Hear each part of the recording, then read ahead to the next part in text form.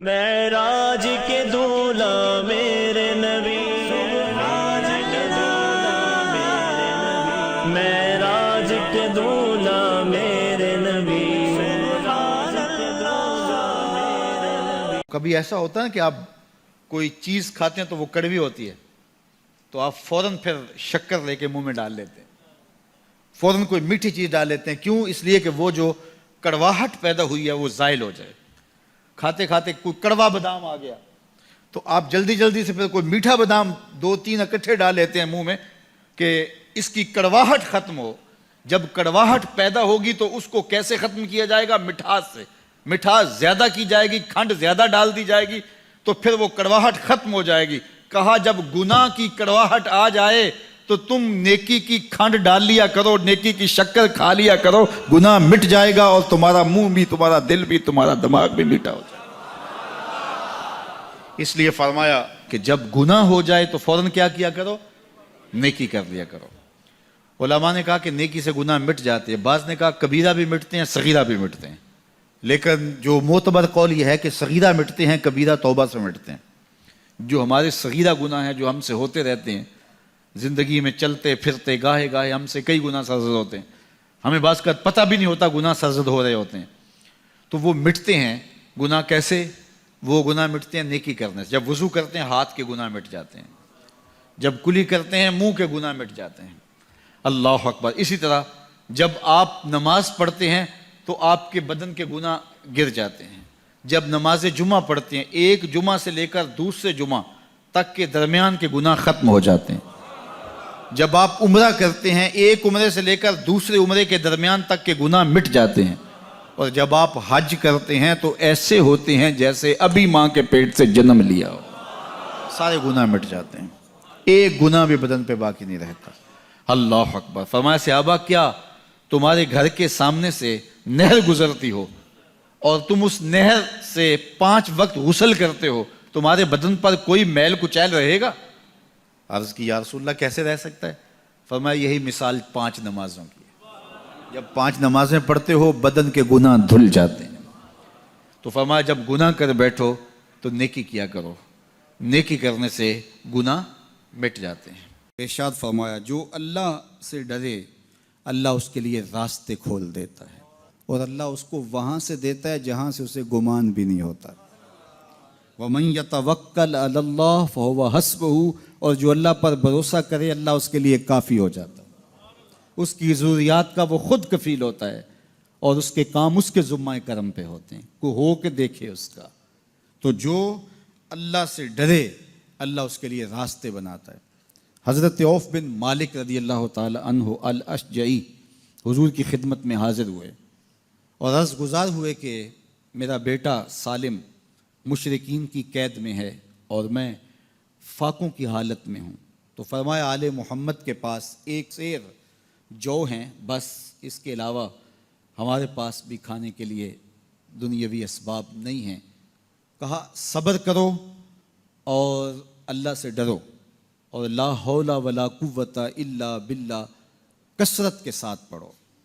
یہ ایسا وظیفہ ہے، ایک حدیث پاک میں آتا ہے کہ یہ 99 بیماریوں کا علاج ہے، اس میں سب سے کم درجے کی بیماری ہم اور غم ہے۔ یہ دکھوں کا مداوع ہے، مشکلات کا علاج ہے، اور یہ وظیفہ میرے حضور نے بتایا۔ حضرت ابو ذر غفاری رضی اللہ تعالیٰ عنہ کو حضور نے 5 چیزیں بتائی تھی، ان میں سے 5ویں چیز یہ تھی کہ ابو ذر کثرت کے ساتھ لا حول ولا قوت الا باللہ پڑھا کرو۔ فرمایا عرش الہی کے نیچے ایک خاص خزانہ ہے، یہ وظیفہ وہاں سے آیا ہے۔ یہ زندگی میں معمول بنا لو، جب پھنس جاؤ، مشکلات میں آ جاؤ تو لا حول ولا قوت الا باللہ پڑھو، اللہ راستے کھولے گا۔ تو حضور نے 3 چیزیں فرمائی، اللہ سے ڈرو، صبر کرو، اور کثرت کے ساتھ لا حول ولا قوت الا باللہ پڑھو۔ وہ فرماتے ہیں کہ میں یہ عمل شروع کیا، ابھی گھر میں بیٹھا ہی تھا کہ دروازے پہ دستک ہوئی، تو میں اٹھا کہ دروازہ کھولوں دیکھوں کہ کون ہے۔ تو دروازہ کھولا، دیکھا میرا بیٹا کھڑا ہے اور اس کے پیچھے 100 اونٹ کھڑے ہیں۔ تو میں نے کہا کہ تم اور یہ اونٹ؟ کہا مجھے موقع لگ گیا، میں ان کی قید سے بھاگ آیا اور آتے آتے ان کے 100 اونٹ بھی ہانک لایا ہوں۔ وَيَرْزُقْهُ مِنْ حَيْثُ لَا يَحْتَسِبُ، وہ تمہیں وہاں سے رزق دے گا جہاں سے تمہیں گمان بھی نہیں ہوگا۔ اس کے ہو کے تو دیکھو، اللہ اکبر، اللہ کے ہو جاؤ تو پھر وہ تمہاری ضرورتوں کا کفیل ہو جائے گا۔ فرمایا حضرت عبداللہ ابن مسعود رضی اللہ تعالیٰ عنہ نے کہ کسی شخص کو فقر و فاقہ آ جائے تو وہ لوگوں کو بتائے کہ میں آج کل بڑے مشکل حالات میں ہوں، ہر وقت لوگوں کو بتاتا رہے تو اس کی مشکل بڑھے گی، اس کی مشکلیں آسان نہیں ہوں گی اس طرح۔ اور اگر وہ اپنی اس مشکل کو کسی سے شیئر نہ کرے بلکہ مصلی بچھا کے اپنے رب سے کہے کہ مالک فقر و فاقہ آ گیا ہے اور اس کا علاج تیرے پاس ہے، اس مرض کا مداوع تیرے پاس ہے، تو حضرت عبداللہ ابن مسعود فرماتے ہیں کہ رسول کریم نے فرمایا جلد یا بدیر اللہ اس کو مالا مال فرما دے گا۔ یہ بھی کبھی کر کے دیکھو، مشکل آ جائے، فاقہ آ جائے، مصیبت آ جائے، کسی سے نہ کہو، صرف اپنے رب سے کہو، پھر دیکھنا اس کی کرم نوازیوں کا می کیسے برستا ہے۔ فرمایا اللہ پر بھروسہ کرنے کا جو حق ہے اگر وہ تم ادا کر دو، وہ تمہیں ایسے رزق عطا کرے جیسے پرندوں کو عطا کرتا ہے۔ ہم تو دکان پہ جانا ہوتا ہے، فیکٹری میں جانا ہوتا ہے، ہم اپنے کاروبار پہ جانا ہوتا ہے، نوکری پہ جانا ہوتا ہے، مزدوری پہ جانا ہوتا ہے، ہمیں پتہ ہے کہاں آج صبح جانا ہے، لیکن پرندوں کو کوئی پتہ نہیں ہوتا کہاں جانا ہے، راس المال بھی نہیں ہوتا، لیکن صبح نکلتے ہیں، شام کو کبھی بھی خالی پیٹ نہیں آئے۔ بن توکل پنچھی اڑ دے، خرچ نہ پلے زیرا ہو۔ گھر سے خالی پیٹ نکلتے ہیں، جب واپس آتے ہیں تو پیٹ بھرے ہوئے ہوتے ہیں، اور پھر جو ان کی ضرورت ہوتی ہے اللہ وہ ساری ضرورتیں پوری کرتا ہے، جو ضرورت ان کی ہوتی ہے۔ یہ شیر کتنا گوشت کھاتا ہے اللہ روز اسے دیتا ہے، یہ ہنس روزانہ سچے موتی کھاتے ہیں، اور آپ مارکیٹ میں لینے جائیں لاکھوں روپے لگا کے تولے ماشے کے حساب سے آپ خریدتے ہیں، پھر بھی آپ کو یقین نہیں ہوتا کہ یہ سچے ہیں یا 2 نمبر ہیں۔ اور ہنس دنیا پہ کروڑوں جانور پائے جاتے ہیں، روز کھاتے ہیں، صبح بھی، شام بھی، دوپہر بھی، پیٹ بھر کے کھاتے ہیں، اللہ روز انہیں عطا کرتا ہے۔ کہا اس پہ بھروسہ تو کر کے دیکھو، وہ تمہاری ضرورتوں کا کفیل ہوگا، اس پہ بھروسہ کرو گے وہ تمہیں وہاں سے دے گا جہاں تجھے گمان بھی نہیں ہوگا۔ حضرت عمر رضی اللہ تعالی عنہ جا رہے تھے نا، رات کو پہرے پہ کھڑے تھے، تو ایک گھر سے ایک خاتون اپنی بیٹی کو کہہ رہی تھی دودھ میں پانی ڈال لو، تو بیٹی بولی امیر المومنین نے منع کیا ہے، تو کہا امیر المومنین کب دیکھ رہے ہیں؟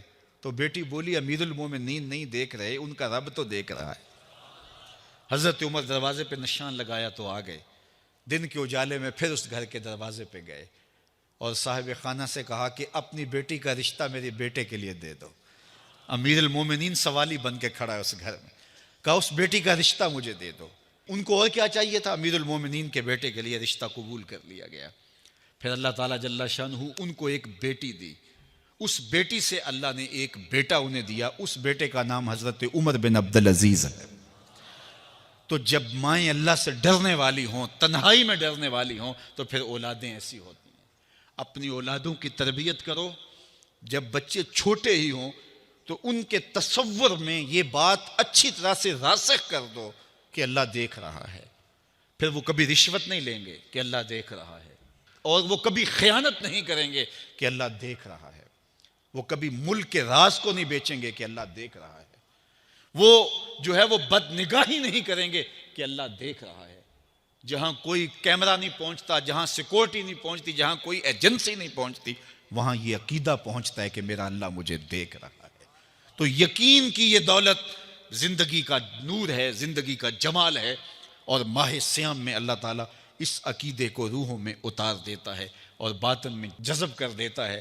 تو اس کو اپنے اندر اچھی طرح سے ہم اتار کر کے اپنی زندگی میں چراغاں کر سکتے ہیں اور اندھیرے دور کر سکتے ہیں۔ یہ تیقن کہ میرا اللہ مجھے دیکھ رہا ہے، میں اپنے رب کی نگاہوں میں ہوں۔ ارا زبیبن نملات سودا، کالی رات کے اندھیرے میں کالے پہاڑوں کی کوکھ میں گہرا غار ہے، اس غار میں چیونٹیوں کا سوراخ ہے، اس میں جب چیونٹی چلتی ہے اور وہ بھی سیاہ رنگ کی ہے، رات کی بھی سیاہی ہے، پتھر بھی کالا ہے اور چیونٹی بھی کالے رنگ کی، سینہ سنگ پر اس چیونٹی کے چلنے کی وجہ سے ایک وہمی اور گمانی لکیر بنتی ہے جس کو خوردبین سے دیکھنا بھی ممکن نہیں، تمہارا رب اس کو یوں دیکھتا ہے جس طرح دیوار چین کو دیکھتا ہے۔ تو کیا ذہن اور دماغ کی سکرین پہ آنے والے خیالات سے وہ غافل ہو سکتا ہے؟ کیا وسوسوں سے وہ غافل ہو سکتا ہے؟ تو آئیے اس یقین اور اس تیقن میں جینے کا گر سیکھیے۔ دیکھیے زندگی کتنی نور علی نور ہو جائے گی کہ میرا اللہ مجھے دیکھ رہا ہے، میرا اللہ مجھے ملاحظہ کر رہا ہے، میں اس کی نظروں سے، اس کی نگاہوں سے پوشیدہ نہیں۔ تو یہ عقیدہ ماہ سیام میں ہمیں نصیب ہوتا ہے۔ اور اگر ہم نے ماہ سیام کے دامن سے یہ سب کچھ نہیں سیکھا اور پورا مہینہ بھوک کاٹی، پیاس کاٹی اور مہینہ گزار دیا، اور عید کے دن وہیں کھڑے تھے جو ہم 29 شعبان کو جہاں کھڑے تھے، تو پھر ہم نے رمضان کی برکت کیا پائی؟ میرے حضور نے منبر کی تینوں سیڑھیوں پہ قدم رکھتے ہوئے آمین آمین پکارا تھا۔ تو صحابہ نے پوچھا حضور یہ عجیب ماجرا ہم نے دیکھا ہے، کوئی دعا مانگنے والا نہیں تھا اور آپ نے آمین کہا، پھر دوسری سیڑھی پہ رکھا قدم، پھر آمین کہا، پھر تیسری سیڑھی پہ قدم رکھا تو آمین کہا۔ فرمایا میں نے پہلی سیڑھی پہ قدم رکھا تو جبریل حاضر ہوئے اور انہوں نے کہا اس شخص کی ناک خاک آلود ہو جس نے ماہ سیام رمضان المبارک کو پایا اور اپنی بخشش نہ کروا سکا۔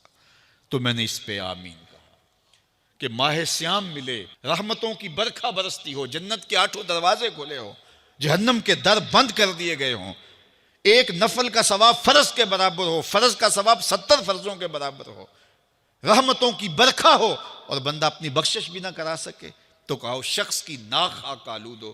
تو حضور نے اس پہ آمین کہا۔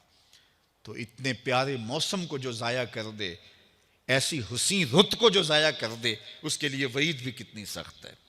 کہا دوسری سیڑھی پہ قدم رکھا تو جبریل آئے اور کہا اس شخص کی ناک خاک آلود ہو جو والدین کو بڑھاپے میں پائے اور خدمت کر کے جنتی نہ ہو سکے۔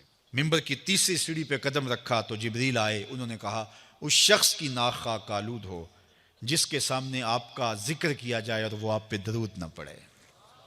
اللہ اکبر۔ رسول رحمت کا نام آئے تو درود و سلام پیش کرو، ان کا ذکر آئے تو تمہاری روحیں بھی درود پڑھیں، تمہاری زبانیں بھی درود پڑھیں۔ اللہم صلی علی سیدنا و مولانا محمد معدن الجود والکرم۔ ان کا ذکر روحوں کی غذا ہے، ان کا ذکر دل کا قرار ہے، تو ان کے تذکرے کی خوشبو سے اپنے ماحول کو معطر رکھو۔